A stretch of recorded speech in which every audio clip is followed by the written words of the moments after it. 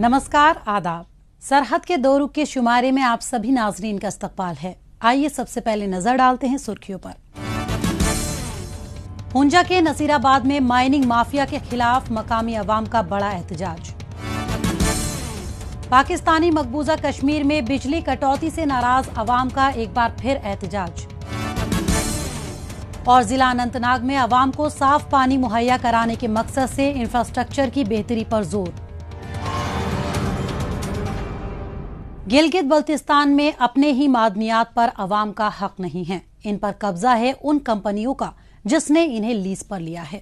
इन पर कब्जा है अवैध खनन माफिया का, जिन्होंने यहाँ के पहाड़ों को खोदकर प्लेन मैदान बना दिया है। हालत यह है कि मकामी अफराद को छोड़कर हर कोई इन कानों पर अपना दावा ठोक सकता है। ऐसा यहाँ बरसा बरस से चलता आया है, लेकिन इस सिलसिले को अब रुकना होगा। ऐसा मकामी अवाम ने अज़्म कर लिया है और इस सिलसिले में हुंजा के नसीराबाद में अवाम गुज़िश्ता कई रोज से सरापा एहतजाज है।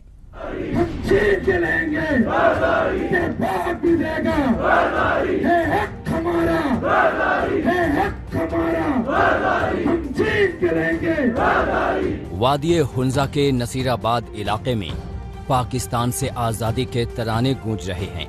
यहाँ की सड़कों पर एहतजाज हो रहा है, जिसमें खवातीन भी शिरकत कर रही हैं। एक और खास बात यह है कि काराकोरम हाईवे को भी ब्लॉक कर दिया गया है, जिससे हुंजा से होकर चीन आने जाने वाले ट्रक रास्ते में ही रुक गए हैं। इनके गुस्से की वजह है यहाँ की मार्बल लीज को एक बार फिर पाकिस्तानी कंपनी मोमन दास प्राइवेट लिमिटेड को दिया जाना। गौरतलब है कि गुज़िश्ता 2 दहाइयों से यहाँ की मार्बल लीज पर इसी कंपनी का कब्जा है, जो यहाँ से बेशकीमती मार्बल को ले जाकर अरबों रुपए का मुनाफा कमा रही है। जो लीज तो लाख से लेके हजबशर तक हमारा जो लीज है वो अवाम के हवाले कर दी जाए, क्योंकि ये हमारा हक है, हमारे वसाइल हैं, इसमें हमारा हक होना चाहिए। जब तक ये फैसला हतमी तौर पर खत्म नहीं होता, तब तक हम जितने दिन भी बैठना पड़े, हम यहाँ पे अपने बच्चों के साथ मरते दम तक अपने हक के लिए लड़ते रहेंगे। गिलगित बल्तिस्तान को बहुत अरसे तक पाकिस्तान ने सूने पहाड़, बंजर पहाड़ वाली धरती कहकर इसका मजाक उड़ाया था। वो यहाँ के पानी और दरख्तों का तो इस्तेमाल करता था, लेकिन पहाड़ों को हाथ नहीं लगाता था। लेकिन जैसे जैसे उसे यहाँ के पहाड़ों की खूबी समझ में आने लगी, तो उसने इन पर भी अपना कब्जा मजबूत कर लिया। यहाँ से मार्बल निकाला जाने लगा। मोमन दास जैसी दीगर कंपनियां यहाँ से मार्बल ही नहीं बल्कि और भी बेशकीमती मादनियात निकालने लगीं। ऐसे ही एक मामले में कौमपरस्त रहनुमा बाबा जान की झड़प पाकिस्तानी माफिया से हो गई थी और फिर उन्हें 9 साल जेल में बिताने पड़े थे। जब भी कोई मिनरल एक्ट के तहत कोई भी काम होता है, पहले लीज एमएल देने से पहले एक्सप्लोरेशन लाइसेंस होता है, फिर उसके प्रोग्रेस के बेसिस पे उसको एमएल दिया जाता है। मोमन दास प्राइवेट लिमिटेड को डायरेक्टली उसको एमएल दिया गया। यहाँ नासिराबाद में वो आया नहीं, दफ्तर में बैठ के मिल डिपार्टमेंट के मिली भगत से उसने लीज के कागज लिए।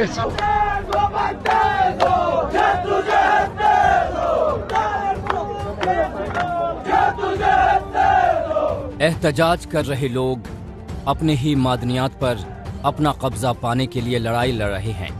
आखिर ऐसा क्यों हो रहा है? दरअसल इस मसले का ताल्लुक इनके गुलामी से है। गिलगित बल्तिस्तान को अपना गुलाम बना रखे पाकिस्तान को जब कुछ दहाई कब्ल ये मालूम हुआ कि यहाँ की कानें तो सोना उगलती हैं, तो उसने उन्हें लीज पर अपने चुनिंदा ठेकेदारों के हवाले कर दिया। जबकि हालिया वक्त में बहुत सी कानों का लीज चीनी कंपनियों को भी दिया गया है। नासिराबाद हुंजा में आज धरना निकाला हुआ है। इसका मकसद ये है कि हुंजा में नासिराबाद में जो मार्बल थी वो गैर कानूनी तौर पर किसी को भेजा हुआ है। हम चाहते हैं कि हमारी जो मार्बल है हम नासिराबाद के आवाम को दे दें ताकि हमारी रोजी के जो दरवाजे हैं वो खुल जाए और मार्बल का काम शुरू होगा तो हमारे बहुत सारे जो है काम हल हो जाएंगे। हमारे लिए जो है बहुत सारे फैसिलिटीज मैसर होंगे।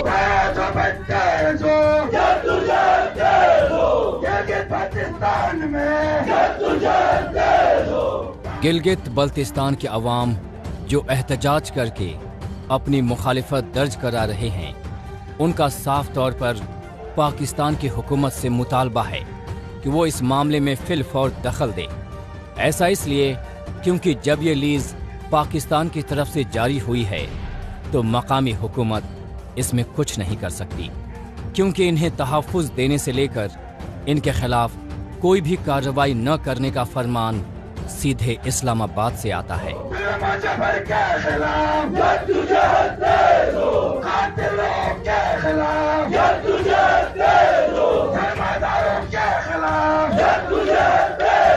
हम जब से पैदा हो गए थे उससे पहले से ये काम जारी जा रहा है, लेकिन आज तक हमें हुकूक नहीं मिले हैं। इसलिए हम चाहते हैं कि इसका हक मिल जाए। जब तक इसका हक नहीं मिलेगा हम इधर से कभी नहीं जाएंगे। हम अपने बच्चों की तालीम के लिए और दूसरे कामों के लिए यहाँ से जो मार्बल से मिलने वाले पैसे हुकूक हमारे जो थे सब हमारे बंद हो चुके हैं और हम इसलिए आगे तक जहाँ तक ये ओपन जब तक मार्बल का लीज हमें नहीं दिया जाएगा हम यहाँ से नहीं जाएंगे।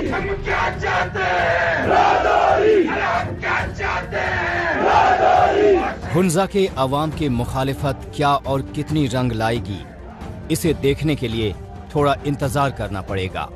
लेकिन अगर ये लोग कामयाब हुए तो इनसे तरगीब लेकर दूसरे लोग भी भरपूर एहतजाजी तरीका अपना सकते हैं। फिलहाल तो नसीराबाद हुंजा वालों की तारीफ करनी होगी कि यहाँ मर्द ही नहीं बल्कि खवातीन भी पूरी हिम्मत के साथ मैदान में डटी हैं।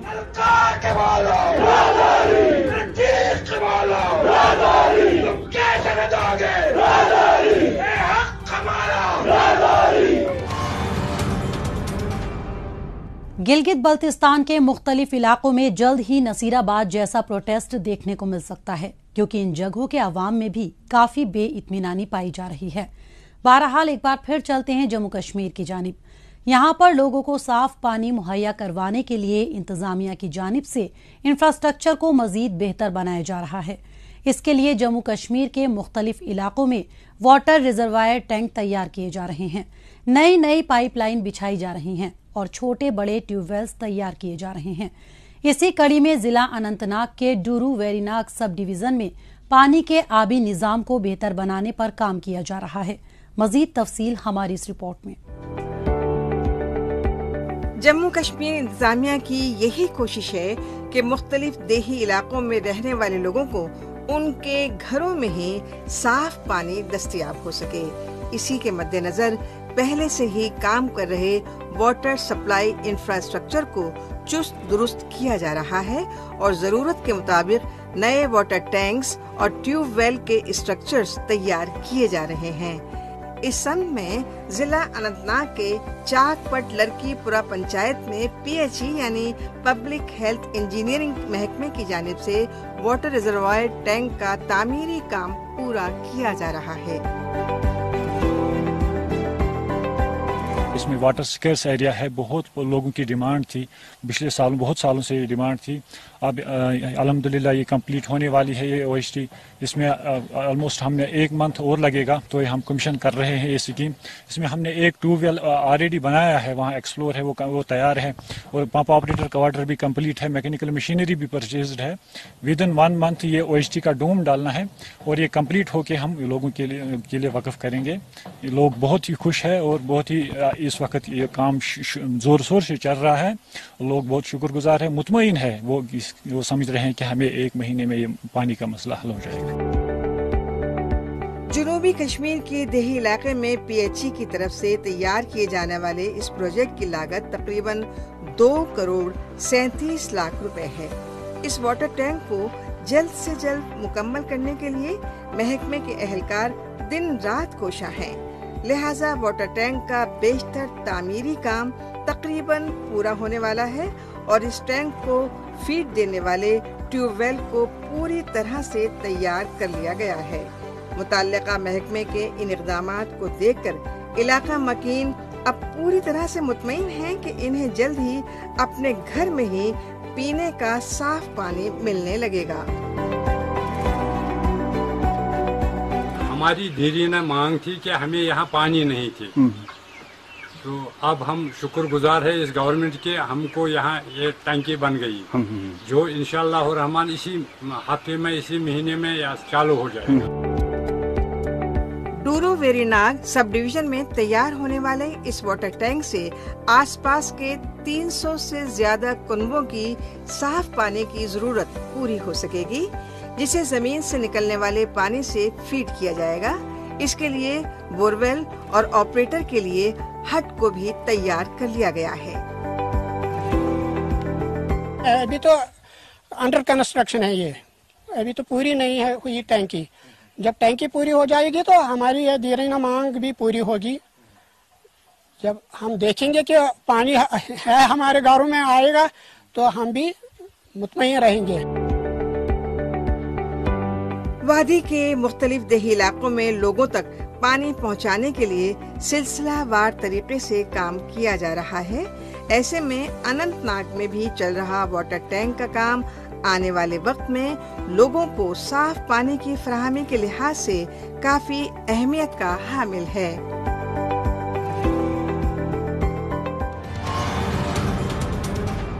मौजूदा दौर सोशल मीडिया का दौर है। आजकल खबरों को जानने, अपनी राय रखने और खबरों के तबादला ख्याल में ट्विटर का खूब इस्तेमाल हो रहा है। तो आइए एक नजर डालते हैं कुछ अहम ट्वीट्स पर। वसीम अली ने ट्वीट किया है कि मौसम तब्दीली पाकिस्तान के लिए चैलेंज बनती जा रही है। बार बार वार्निंग दिए जाने के बावजूद गैर संजीदा हुकूमतें बढ़ते दर्जाए हरारत के सबब खतरे को रोकने में नाकाम साबित हुई हैं।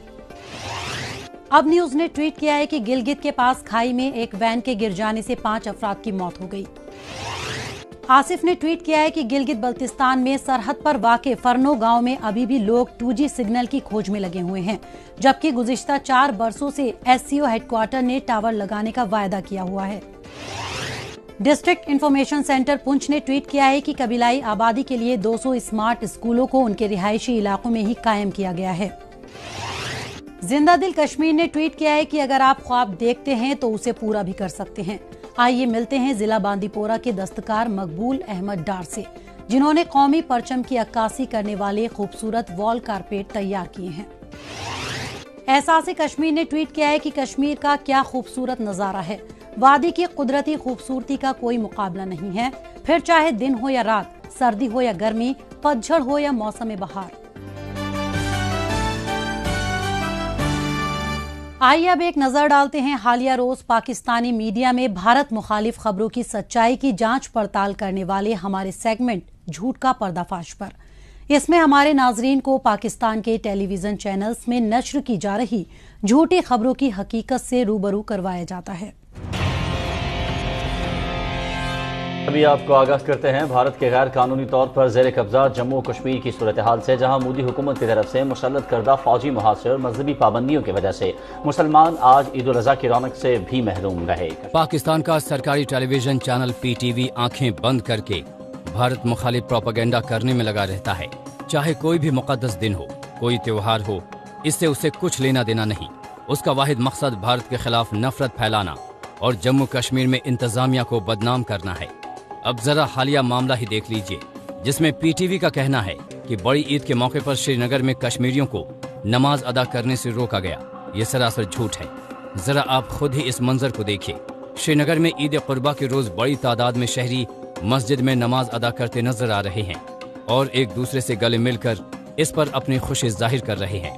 कम से कम PTV को ईद उल अजहा पर तो गलत खबर दिखाने से परहेज करना चाहिए। हुर्रियत रहनुमा यासिन मलिक की अहलिया मिशाल मलिक की उम्मत मुस्लिमा को ईद उल अज़हा की मुबारकबाद। कहा पूरी दुनिया के मुसलमान ईद मना रहे हैं, लेकिन मकबूजा कश्मीर की मसाजिद में खुतबा तक देने की इजाजत नहीं। पाकिस्तान के सरकारी टेलीविजन चैनल PTV ही नहीं, बल्कि वहाँ के प्राइवेट न्यूज चैनल News 1 ने भी ईद उल अज़हा के रोज प्रोपागेंडा करने में कोई कसर बाकी नहीं छोड़ी। न्यूज़ 1 चैनल ने दिखाया कि सजा याफ्ता अलहदगी पसंद लीडर यासीन मलिक की अहलिया मशाल मलिक कह रही हैं कि जम्मू कश्मीर में ईद कुर्बा के रोज़ भी पाबंदियां लगाई गई हैं। अब आपको बता दें कि जम्मू कश्मीर में ईद उल अजहा मजहबी जोशो खरोश के साथ मनाई गई। सिर्फ श्रीनगर ही नहीं बल्कि पूरी वादी और जम्मू खित्ते के तमाम अजला में ईद पूरे जोशो खरोश के साथ मनाई गई। इस मौके पर यूनियन टेरिटरी के मुख्तलिफ मकामात पर नमाज ईद के बड़े बड़े और रूह परवर इज्तिमात का इनेकाद किया गया। पाकिस्तानी मकबूजा कश्मीर के लोग अक्सर गर्मियों के दौरान लोड शेडिंग यानी बिजली कटौती का सामना करते हैं। ये हर साल पेश आने वाला मसला है, लेकिन इस बार ये सूरत हाल कुछ ज्यादा ही सीरियस दिखाई दे रही है। कई घंटों की लगातार कटौती और बिजली न आने से बेहाल अवाम, ये लोग बिजली के लिए तरस कर रह गए हैं। ऐसा किसी एक जगह नहीं हो रहा, बल्कि गांव, कस्बों और शहरों सभी का हाल एक जैसा है। बिजली की धुआंधार कटौती को लेकर हर तरफ हो हल्ला मचा हुआ है।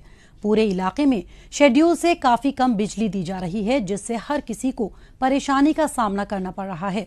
पसीने से तरबतर होने के साथ ही लोग जागकर रात गुजारने को मजबूर हो रहे हैं। वहीं जिम्मेदार सब कुछ जानकर भी चुप्पी साधे हुए हैं। ऐसे में बाजार बंद कर एहतजाज करना ही एक रास्ता रह जाता है।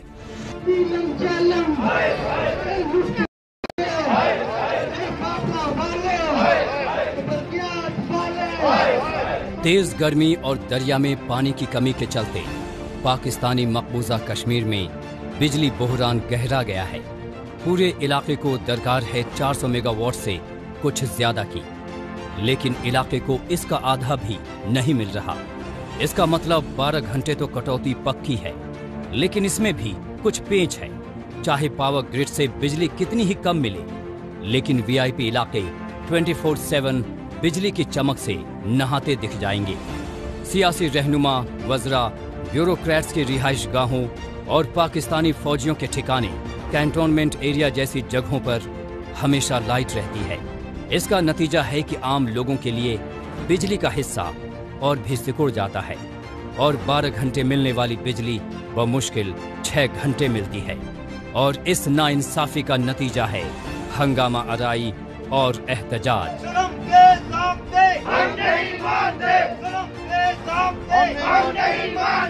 अभी तक गवर्नमेंट का कोई भी नुमाइंदा यहाँ पर लोगों को सुनने के लिए नहीं आया कि लोग क्यों इस रोड पर आए हुए हैं। और चूँकि जो इशू है इस वक्त बिजली के हवाले से तकरीबन 12 घंटे या 14 घंटे की मुसलसल लोड शेडिंग होती है, जिसकी वजह से लोग इतने परेशान हैं। गर्मी है, ऊपर से इतनी गर्मी है कि और रात को बिजली नहीं होती है। सारे लोग इस लोड शेडिंग को लेकर बहुत परेशान हैं। बिजली कटौती के लिए बहानों की भी कोई कमी नहीं है। कभी ट्रांसफार्मर फूंक जाता है तो कभी केबल में फॉल्ट आ जाता है, कभी आग लग जाती है तो कभी बारिश होने की वजह से बिजली काटना मजबूरी बन जाता है। वजहें बेशुमार हैं और इसे बताने की जहमत भी महकमाए बरक़ियात नहीं उठाता। न दफ्तर में कभी कॉल रिसीव होती है और न ही छोटा बड़ा कोई अहलकार फोन उठाता है। ऐसे में लोगों का सब्र टूटेगा ही।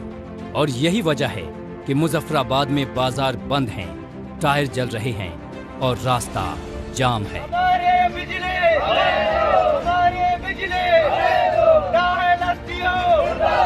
कि एक तो बिजली की गैर लोड शेडिंग का खात्मा किया जाए आज़ाद कश्मीर से और हमारे नशेबी इलाकों से भी, ठीक है।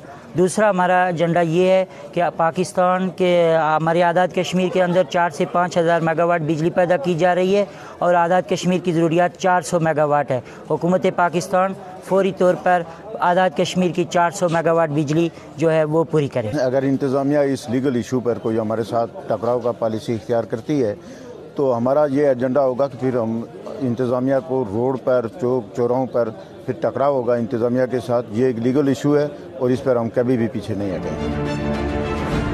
जिस पर बिजली देने की जिम्मेदारी है वो हाथ पर हाथ धरे बैठे हैं। इस दरमियान कुछ और मसले भी सामने आए हैं। मसलन लो वोल्टेज का सामना। जब लाइट रहती भी है तो उसका वोल्टेज इतना कम होता है कि न कारखानों में प्रोडक्शन हो रहा है और न ही कूलर, फ्रिज, प्रेस जैसी चीजें सही ढंग से काम कर रही हैं। ऊपर से तुर्रा ये कि बिजली के बिल जरूरत से ज्यादा आ रहे हैं, जब एलानिया और गैर एलानिया लोड शेडिंग इतनी ज्यादा है तो बिजली का बिल तो तकरीबन 0 आना चाहिए, लेकिन ये 4 डिजिट से छलांग मारकर सीधे 5 डिजिट तक पहुंच गया है। आज का ये जो प्रोटेस्ट है या प्रोग्राम है, ये आज से कबल यहाँ पे महकमा बरक़ियात के ज़िम्मेदारान ने ये कहा कि 30 तारीख तक हम इसको मुकम्मल लोड शेडिंग फ्री जोन करा देंगे, लेकिन वो ना हो सका। तो आज जो है आवाम, चूँकि 18 से 20 घंटे लोड शेडिंग, जिस तरह मुझसे कबल असद भाई ने बात की कि 18 से 20 घंटे की लोड शेडिंग और ऊपर से बिल्लात का एक तूफ़ान जो है, उसके ख़िलाफ़ हम यहाँ पे सरापा एहतजाज है। और उस वक्त तक यहाँ पे हम एहतजाज में रहेंगे जब तक कि यहाँ के ज़िम्मेदारान, यहाँ के गवर्नमेंट्स जो हैं, वो ये आके हमें यकीन दहानी करवाती। जिन इलाकों में नलों से पानी आता है वहाँ लोग बिजली न रहने से पानी से भी महरूम रह जाते हैं। 35 डिग्री दर्जा हरारत में जूझ रहे आवाम पानी की जगह अपने पसीने से नहा रहे हैं। पहले यहाँ टेम्परेचर इतना ज्यादा नहीं रहता था, लेकिन कुछ साल के भीतर दरिया सिकुड़ गया, नए बांध बनाए गए और ग्लोबल वार्मिंग ने भी अपना असर दिखाया। इस वजह से गर्मी शिद्दत इख्तियार कर गई। वादी नीलम और लीपा जैसे कुछ इलाकों को छोड़ दिया जाए तो पूरे पाकिस्तानी मकबूजा कश्मीर में उतनी ही गर्मी पड़ रही है जितनी मैदानी इलाकों में, और कोढ़ में खाज का काम किया है इस बेमुरव्वत बिजली ने। हम चूँकि इससे पहले भी एहतजाज कर चुके हैं बहुत काफ़ी दफ़ा बिजली के इस इशू के ऊपर, और 16-18 घंटे की बदतरीन लोड शेडिंग जो है वो पिछले एक लंबे अरसे से हुकूमत आज़ाद कश्मीर कर रही है। जहाँ तक आपने किसी के आने के हवाले से बात की है, तो अभी सुना है कि DC साहब शायद रास्ते में आ रहे हैं मुज़ाकरात के लिए। उससे पहले AC साहब आए हुए थे, लेकिन हमारे मुज़ाकरात उनसे नाकाम हो गए थे। हमारा जो मुतालबा था वो ये भी था कि यहाँ पे मुतलका जो है फज़किया बरक़ियात का मिनिस्टर या किसी हवाले से किसी को बुलाया जाए। इसके साथ साथ एक जो बड़ा अहम इशू है वो ये है कि यहाँ पे जो नाला माल गुजरती है, यहाँ पे छोटे छोटे टरबाइन लगा के इस सारे एरिए की बिजली को बड़े अच्छे तरीके से रिकवर किया जा सकता है। लेकिन बदकिस्मती से हमारी जो हुकूमतें हैं, हमारी जो गवर्नमेंटें हैं, वो इसके ऊपर कोई तवज्जो या उसके ऊपर वो नहीं कर रही हैं। मुश्किल ये है कि बिजली कटौती को हर साल पेश होने वाला मसला मानकर इसे काफी हल्का आंका जाता है, लेकिन ये मामला उतना छोटा है नहीं जितना दिखाई देता है।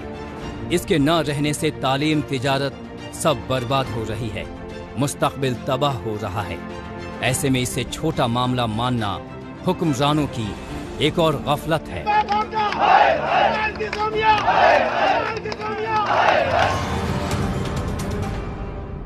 पाकिस्तानी मकबूजा कश्मीर में बिजली कटौती अवाम के लिए बवाले जान साबित हो रही है। बहरहाल एक बार फिर चलते हैं जम्मू कश्मीर।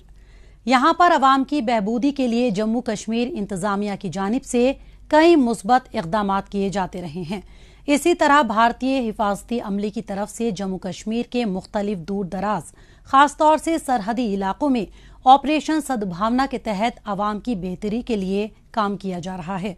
इसी कड़ी में सरहदी जिला पुंछ के सूरनकोट सेक्टर में मकामी ख्वातीन को टेलरिंग सिखाने के मकसद से खास सेंटर की शुरुआत की गई, जो मकामी ख्वातीन के लिए यकीनन काफी फायदेमंद साबित होगा। मजीद तफसील हमारी इस रिपोर्ट में। ये है सरहदी जिला पुंछ की तहसील सूरनकोट। यहाँ मडौत के देही इलाके में हिफाजती अमले की जानिब से आमीन सिलाई इंस्टीट्यूट का इफ्तिताह किया गया। इसमें 25 खवातीन के पहले बैच को 3 माह का कटिंग, स्टिचिंग और टेलरिंग का कोर्स करवाया जा रहा है। इस तरह के बैच के जरिए कुल 500 खवातीन को आने वाले वक्त में कटिंग, टेलरिंग के हुनर से आरास्ता किया जाना है। यहाँ पहली बार सद्भावना की तरफ से एक इंस्टीट्यूट खुला है, जो कि गवर्नमेंट की तरफ से एक हमारे लिए बड़ा खुश आइंदा कदम है। तो हम चाहते हैं कि हमारी आने वाली नौजवान नस्ल जो है, बच्चियाँ हमारी जो हैं, वो सिखलाई करने के बाद अपने देश की तरक्की में हिस्सा लेंगी।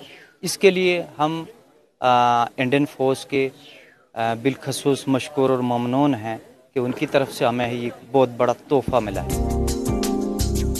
यहाँ से तरबियत हासिल कर रही खवातीन मुस्तकबिल में खुद कफील बन सकें, इसके लिए हिफाजती अमले की जानिब से सिर्फ सेंटर को ही तैयार नहीं किया गया है, बल्कि खवातीन को कपड़ों की कटाई और सिलाई में काम आने वाले साजो सामान भी मुहैया कराए गए हैं। काबिल जिक्र है कि हिफाजती अमले का खवातीन को हुनरमंद बनाने के मकसद से किया गया ये कदम आगे चलकर उनके लिए किसी नेमत से कम साबित नहीं होगा। इस हुनर के जरिए इनके हौसले बुलंद होंगे और वो मुआशी तौर पर खुद कफील बनेंगी।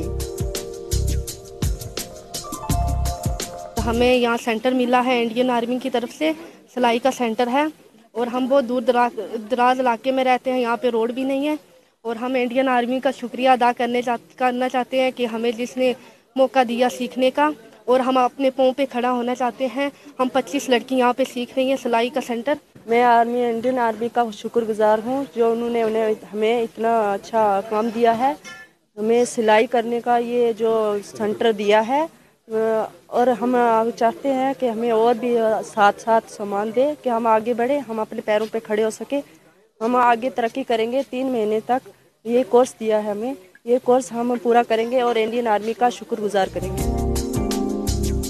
तहसील स्वर्णकोट के इस सेंटर में सिलाई कटाई का कोर्स करने के लिए दूरदराज इलाकों से खवातीन शिरकत कर रहे हैं। कोर्स से मुतालिक सभी मालूमात को अच्छी तरह समझाने के लिए हिफाजती अमले की जानिब से इस फन के माहिर को यहाँ तैनात किया गया है जो इन्हें निहायत ही जिम्मेदारी से अलग अलग मशीनों पर सिलाई कटाई की बारीकियाँ समझा रहे हैं। इनकी सीखने की लगन और आगे बढ़ने के जज्बे को देखते हुए इनकी ट्रेनर को भी यकीन है कि सेंटर की मदद से ये ज़ेरे तरबियत खवातीन आने वाले वक्त में अपने पेशे में महारत हासिल कर लेंगी, फिर ये अपना खुद का काम भी शुरू कर सकती हैं या फिर किसी दूसरी जगह पर मुलाजमत भी कर सकेंगी। हमें यकीन है कि आने वाले वक्त में ये 25 बच्चियाँ सीखेंगी और आगे भी सिखाएंगी। बाकी जो 25 बच्चियों के अलावा बाकी बच्चियाँ रुक गई हैं, लिस्ट में ज़्यादा नाम हो गए थे, दूसरे चांस में हम उनका नाम भी आगे देंगे, उनको भी स्टैंड करेंगे। इंशाल्लाह हमारा जो है ये गांव तरक्की पे जाएगा। ये पिछड़ा हुआ गांव था। हम आर्मी का शुक्रिया अदा करते हैं कि जिन्होंने हमें ये मौका दिया हमारी बच्चियों को स्टैंड होने के लिए, हमारी बहनों को स्टैंड होने के लिए। तो आने वाले वक्त में किसी की खुशामद नहीं रहेगी, अपने पाँव में खड़ी हो जाएंगी। आज पूरे मुल्क भर में इस बात पर जोर दिया जा रहा है कि सिर्फ लड़कों को ही नहीं बल्कि लड़कियों को भी हुनर और टैलेंट के मुताबिक काम सिखाया जाए। मुख्तलिफ शोबे और सनत से मुतालिक सलाहियतों की तरबियत देकर इनके टैलेंट को निखारा जाए। ऐसे कलील मुद्दती कोर्स के जरिए वर्क फोर्स में इजाफा होगा और इसका फायदा सिर्फ एक खातून तक ही महदूद नहीं रहेगा बल्कि ये इनके पूरे कुनबे के लिए मुफीद साबित होगा।